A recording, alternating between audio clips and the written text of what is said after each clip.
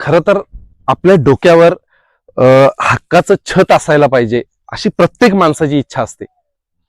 आणि खरं तर सरकारची देखील आपल्या तीच इच्छा आहे की आपल्या भागातील या समाजातील कुठलाही माणूस गोरगरीब राहायला नको, त्याच्या डोक्यावर एक हक्काचं छत असायला पाहिजे.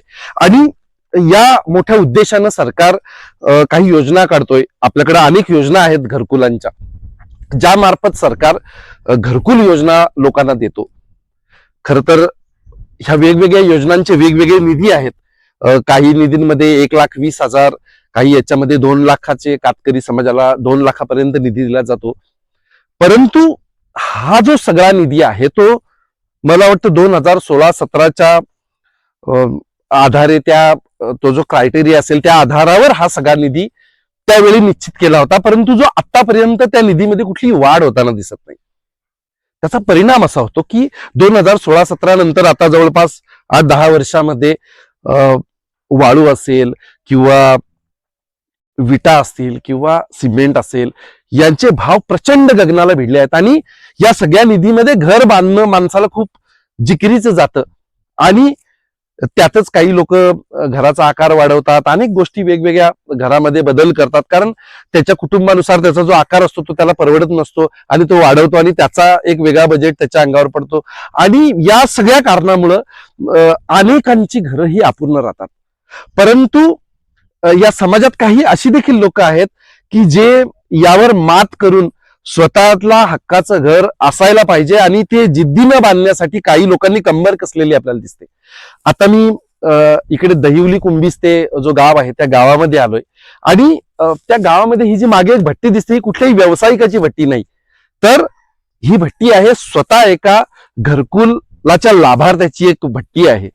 त्या व्यक्तीला पुढच्या वर्षी घरकुल येणार आहे आणि त्याची तयारी म्हणून त्यांनी यावर्षी स्वतः आपल्या हातानं विटा थापलेल्या आहेत. त्याच्या कुटुंबासह त्याच्या पत्नीसह ते दिवाळीपासून आतापर्यंत विटांचं काम करतायत, विटा थापण्याचं काम करतायत. खर तर ते एक मजूर आहेत आणि त्याचं कुटुंब आहे 4 मुलांचं. आणि या मुलांना हक्काचं त्याचं एक साधं घर आहे आणि डोक्यावर हक्काचं छत असायला पाहिजे. मुलांना अशा उघड्या घरात कसं राहायचं ही एक त्याच्या मनात जिद्द आहे. आणि ती जिद्द पूर्ण करण्यासाठी त्याला सरकार जी मदत करतो ती मदत तोकडी असली तरी त्याचा कुठेही बाऊ न करता स्वतः मेहनत करून विटा थापण्याचं काम ते करतायत. जवळपास 20,000 विटा त्यांनी इथे बनवल्यात, म्हणजे अगदी 1.5 लाखापर्यंत त्या विटा जातील. आज विटांचे भाव गगनाला भिडलेत आणि अशामध्ये विटा घेऊन घर बांधणं त्या पैशामध्ये परवडत नसताना या एका साधा शेतकरी आहे, एक मजूर आहे आणि त्यांनी केलेलं हे जे प्रयत्न आहे तो खरंच वाखाणण्याजोगा आहे. आणि म्हणूनच आपण आज इथे आलेलो आहोत. मी मच्छिंद्र रागिवले आणि तुम्ही बघत आहात ऑन द स्पॉट. अशोक लाखात आहेत, त्यांच्या घरी आपण आलोय आणि त्यांच्या आपण भट्टी समोर उभे आहोत. त्यांना कुठलाही वीट भट्टीचा असा काही प्रोफेशनल त्यांच्याकडे अनुभव नाही, परंतु त्यांची एक जिद्द आहे की आपल्या डोक्यावर आपल्याला छप्पर उभं करायचं आहे आणि कुठेही पैशाची कमतरता येऊ नये, पुढे घराला कुठलाही अडथळा येऊ नये म्हणून त्यांनी स्वतः या विटा थापायला सुरुवात केली. म्हणजे अगदी अर्थात त्यांचे बहीण आहे, त्यांचं अजून भाऊ आहेत, त्यांना देखील यातून ते काही विटा देणार आहेत. आता ते यावर्षी त्यांनी या जवळपास 20,000 विटा थापल्यात. त्यातील जितक्या विटा त्यांना बनवता येतील, पक्क्या होतील तितक्या विटा घेतील. पुढच्या वर्षी अजून काही विटा थापण्याचा त्यांचा मानस आहे. काही 30-40 हजार रुपये त्यांना खर्च आलाय, तो त्यांनी कसा उभा केलाय. त्यांनी अत्यंत एक प्रेरणादायी अशी त्यांची कहाणी आहे की त्यांनी ते कसा पैसे उभे केलेत. परंतु या सगळ्या मागे त्यांचा एक उद्देश आहे की आपण हक्काचं घर उभं करावं आणि त्यासाठी प्रचंड मेहनत करण्याची इथल्या माणसामध्ये कशी ताकद आहे हे त्यांनी दाखवून दिलेलं आहे. आणि आपण त्यांच्या तोंडून आता ऐकणार आहोत की त्यांनी कशा प्रकारे ही सगळी मेहनत केलेली आहे.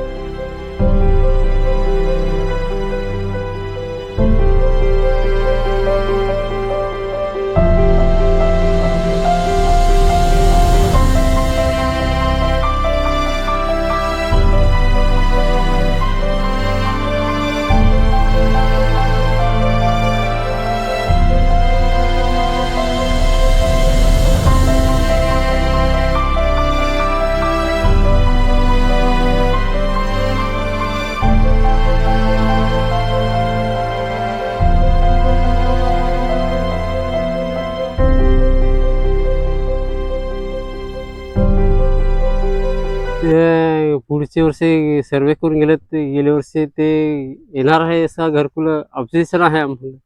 ते त्याच्यासाठी ते घरकुलाचे पैसे कमी पडाय तर मग घरी काय ते मेहनत करून वीट पाडले, ते पैसे बचत थोडंफार होतील, ते पुढं काम देतील मिस्त्री किंवा सिरमिट आणाय. मी एक तर कुठं बाहेर जातो तर आपले असा मिस्त्रीच्या हात असेल, ते पैसे किती पुरणार नाही मला. 30-40 हजार रुपये ते काय मिळले ते काय पुरणार नाही. ते अजून पोरा चालत आहेत आश्रममध्ये आहेत. ते बाकी नुसतीच अंगा होणार. त्याच्यासाठी आशा करून पुढची आशा घरकुलासाठी ते विटा आम्ही पाडायला लावले. किती विटा साधारण बनवायला लावल्या असतील? 20,000 असतील. 20,000 हां, असतील. 20.